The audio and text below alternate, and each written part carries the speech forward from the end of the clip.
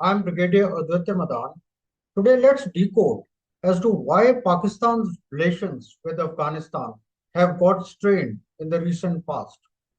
It's a known fact that Pakistan immensely helped Afghanistan during the Russian intervention from 1979 to 1989 and even during USA's occupation from 2001 to 2021.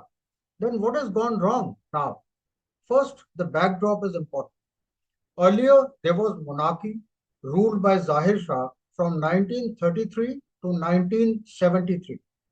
Zahir Shah was overthrown by Daud Khan, who later got killed in 1978 during Saur Revolution by PDPA, that is the People's Democratic Party of Afghanistan, which was supported by Soviet Union.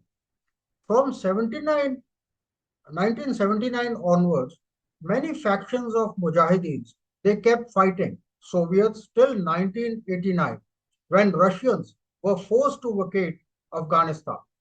When Soviets left, the same Mujahideen factions they started fighting with each other for power. This inter-faction rivalry helped Taliban to defeat Mujahideen government in 1996. When USA entered Afghanistan in 2001, it again gave an opportunity to Mujahideens to form a northern alliance and fight against Taliban along with USA.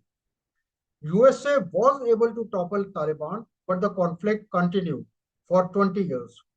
Now, moment the USA left in August 21, Taliban regained control. Now, why Taliban don't see eye to eye with Pakistan? That is the main topic today.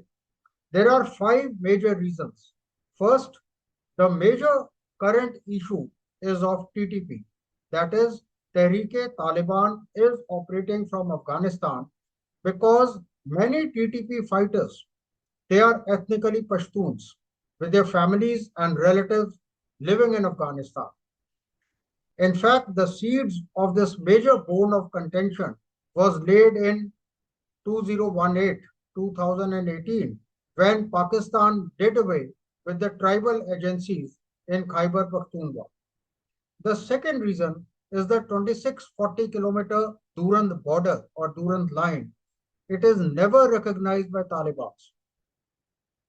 Taliban say that Durand line was artificially drawn by Sir Mortimer Durand, who was the Foreign Secretary of British India, who forced Afghanistan ruler, then Rahman Khan, to accept this line.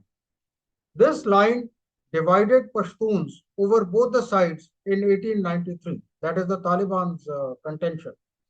Taliban's claim that line was drawn to define basically the two zones, one where British will have influence and the other where Afghanistan will have control. Whereas Pakistan says it was a proper international boundary. Pakistan now wants to control the movement across the Durand line because of the recently developing situation, whereas Taliban, they want the free movement of Pashtuns and their relatives for trade and other reasons, and they don't want Pakistan to interfere.